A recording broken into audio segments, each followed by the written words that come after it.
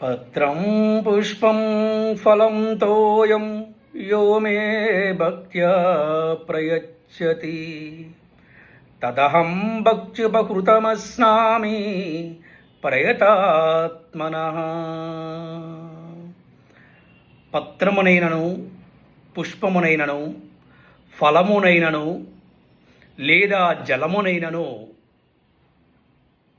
ప్రేమతోనూ భక్తితోనూ ఎవరైనా అర్పించినచో నేను స్వీకరింతును అని శ్రీకృష్ణ భగవానుడు భగవద్గీతలో 9వ అధ్యాయంలో 26వ శ్లోకంలో చెప్తున్నారు.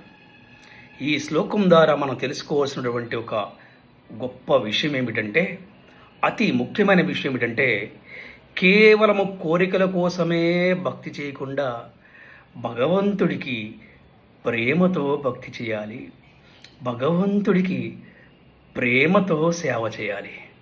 అందుకనే కోరికల కోసము లాభాల కోసము ఎంతెంతో గొప్ప పూజలు చేయటం కన్నా కూడా కేవలం ప్రేమతోటి పత్రమైనా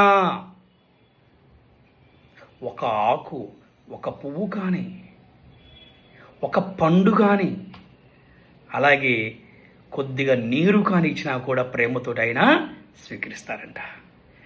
హరే కృష్ణ హరే కృష్ణ కృష్ణ కృష్ణ హరే హరే, హరే రామ రామ రామ హరే.